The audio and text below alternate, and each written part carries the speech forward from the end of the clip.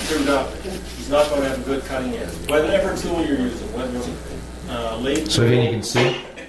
knife, Yep.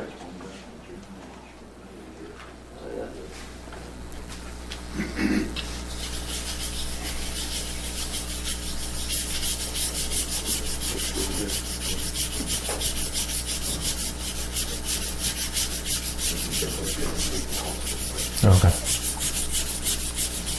Should do it at figure 8, Rob. What's that? You should sharpen at figure 8. Okay. Yeah. figure eight. That's it. Well, the thing is to Everyone goes. like Tom said, to try to cover the whole stone so you don't get a wear spot in one spot. And you will get a ditch in them, especially on the finer grit. What grit are you using there? It's 250. 250. Right now.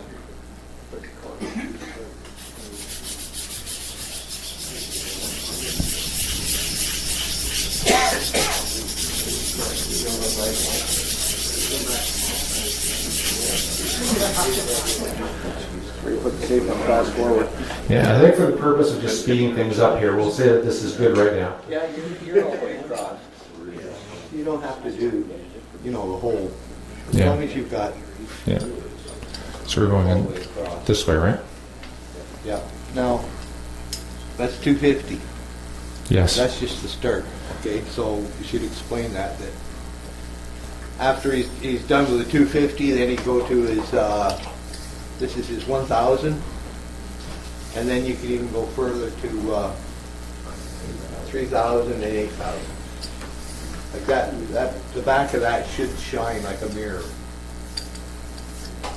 And usually the platinum initial ones don't be the longest. So you're saying in a workshop, a guy needs 4 of them, 4 grits. Yeah, just like Rob has it. Yeah. So this is going to But get they're you a very double-sided. sharp chisel. Calvin, they're double-sided. So what I'm doing here now is I've attached this jig and I put it on here. Basically, it slides on from this position. Okay, so you can see that. Just tighten it down. And what I'm going to do is, from the back, I'm going to slide this in and loosen these guys up. When you do that, it's better to go backwards so you don't nick the blade off any of the clamps. Turn the blade over, there you go. So now, When you do that, it's better to put the plain blade in backwards so you're not liable to nick the blade off any of the clamps inside that hold it. The way this one's From which set side? up, No. it's very difficult to do because it's got this stop built in here. right, you've got the stop built in, that's why. Also putting it backwards, there's a chance that it catches your hand continues. That's why you put that Yeah. stop on after. I'd rather do it your way. So you can see here now, I've got this so that it's locked up Put here, it in backwards. locked up Put here, it in the other right? So now I'm going to tighten this down below here, And then you can put the stop lock on. right? So this made sure his plane blade is square with the jig and the right angle. Take this guy off now. I don't need this anymore. I'm going to put this aside. Is this still 250, Mike, or no? That's Yeah. 1,000 there. Let's go over to 250, back this way. Oops, sorry. All right, so now when you see this, the way that's sitting, it's got the proper angle. It's set on the yellow here, which matches the yellow position on this guy as well, right? So yellow to yellow, red would match red, and green would match green in the positioning of this. So I'm basically just going to take this. Rob, can you explain what the little roller on the bottom, Okay, sorry. what Thank it you. does before you start? Yep. So what's going to happen is the roller is going to be my center point that I'm going to put my weight on along with the tip of this thing. And it's going to roll along the stone here, and it's going to leverage the positioning on this. So basically, you're just going to put it on here. So your wheel, if you can see it back here, can you get that, Wayne? Is that possible? If I can just make a comment, that the little knob that you turn with the wheel on it, Yeah. it's actually kind of like an oblong shape. So if you turn it a half a turn, what it'll do is give you the micro bevel on the tip, so you don't have to take it out of the blade. You just turn that and it'll lift it up. That 13 degrees enough to give you that extra little. Yeah. It's just working on flattening the bevel, right? Yeah, no, I'm Yeah. just telling them what it does. Yeah. So basically what we're going to do now is we're just going to, I put out, at least the way I did, I put my pressure back here, my thumbs are back on this level, and I'm putting a little bit of pressure on the front here, and I'm just going to back and forth.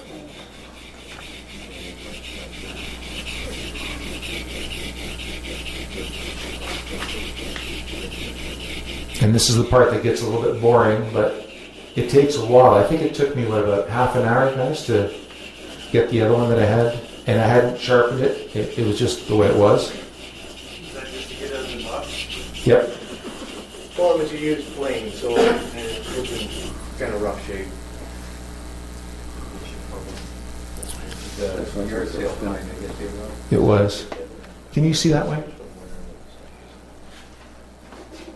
So you can see that it's already starting to, you're getting a bit of shininess right there. Tilt it back so the light shines. There you How's go. that? That's it. Right? But you can see that right in this area here, right at the front, I'm not getting anything.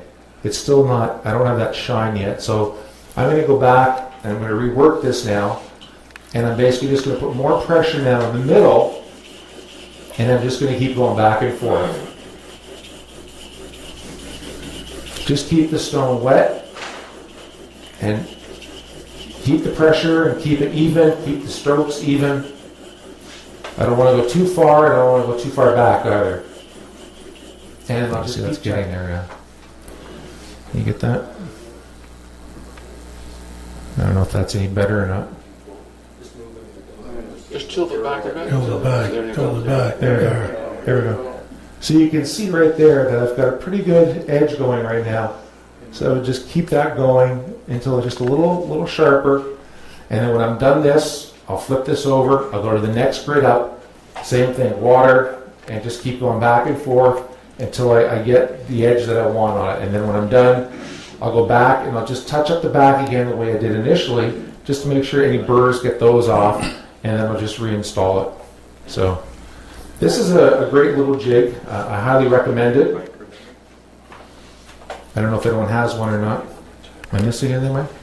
Well, I was just going to say, one of the ways you usually know that you've completed your edge, is you'll get a burr on the back here. You'll feel that burr start to come up. Yeah. And you feel it, whether it's, sometimes you'll start to feel it at one side and sharpen a little more, and then you get it all the way across. And then, like Rob said, you'll go back to your finest grit, because you'll polish this to your 8,000 grit or whatever you have. Take the burr off on that. And Rob, like Wayne was pointing out, there's a arrow on here, down here, on this knob. And that's for, if you pull that out and rotate it, that'll give you 1 degree micro bevel. Or you can go one more and give you a 2 degree micro bevel. So that's just additional fine tuning in order to get us that extra degree. And that micro bevel is just, and I say micro, it's just very slight. You only need about 4 strokes on your stone to get it. It's just an extra fine polishing that'll keep your edge from wearing out so fast, because it does get very fragile when you get it that sharp. So that little back bevel will strengthen it. So that was my little lesson for Mike and from Tom. So does anyone have any questions? Rick? Yeah, do you ever have a sale at your place for these things? Check Kijiji and you'll know. They're used now, though. They're no good. Yeah, they're heavily discounted. Still has the box. Anybody else? No? Wow. Yeah, thanks, guys. You want to use this? All right. I'll leave that with you. We'll stop it right now when he's done. Bernie, do you want to Just that other camera, so it's for... Oh, hang on. No, wait a minute. What's he doing? Smoke free? Yeah. There's something else going on. What are we doing? Got